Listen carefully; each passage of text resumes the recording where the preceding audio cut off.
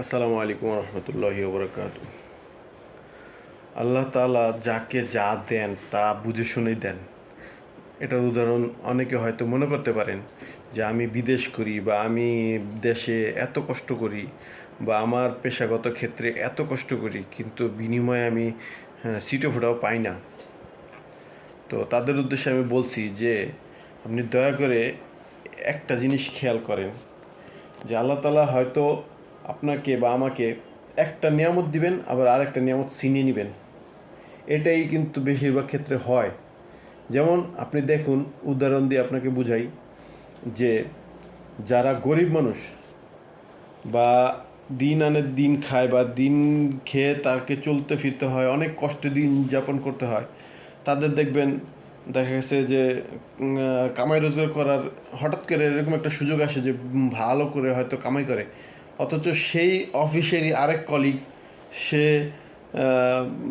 অনেক বছর যাবৎ কষ্ট করতেছে, কিন্তু সে তার মাইনেটা ভালো করে পাচ্ছে না।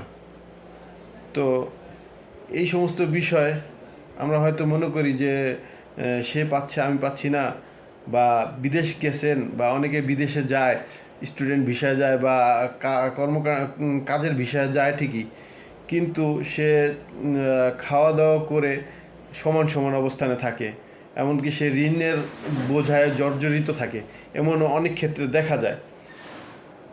তো আমরা কখনো ঋণ নিয়ে বিদেশে যাব না, এটা আমি আরেকটা ভিডিওতে বলেছি। কিন্তু আমি এটাও মনে করি যে আল্লাহ তাআলা সবার তকদির এক রকমের দেয় না। হয়তো আপনাকে এক দিক দিয়ে ভরপুর দিচ্ছে, আরেক দিক দিয়ে অনেক দিক দিয়ে আপনি হয়তো বঞ্চিত হচ্ছেন। কিন্তু আপনাকে আমাকে চেষ্টা ছেড়ে দিলে হবে না। যখন চেষ্টা করব তখন আল্লাহ তাআলার পক্ষ থেকে দয়া করে আল্লাহ তাআলা দিবেন। কিন্তু যে চেষ্টা ছেড়ে যে হাত পা গুটিয়ে বসে থাকবো, বাসায় বসে থাকবো বা না খেয়ে বসে থাকবো, আম, না খেয়ে চলবো, এমনটাও করা ঠিক হবে না। আমাদের চেষ্টা চালিয়ে যেতে হবে। হয়তো আল্লাহ তাআলা কাউকে 16 আনা দেন, নয়তো কাউকে 16 আনা দেন না। শেখ আহমদুল্লাহ একটা ইয়েতে বলেছিল, একদিন একজনকে বলল যে হয়তো দুনিয়ার মধ্যে এইটাই সবচেয়ে বড় ফিতনা, যে অনেকে বলে যে ও এটা সেটা করেছে, তুই কি করলি।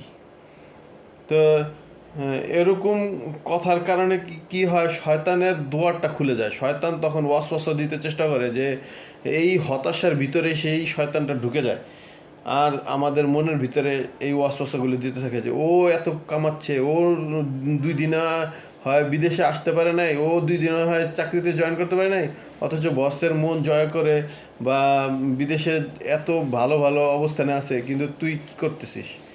এই এই রকমের ফিতনা থেকে আল্লাহ তাআলা আমাদেরকে বেঁচে থাকার তৌফিক দান করেন। আমিন।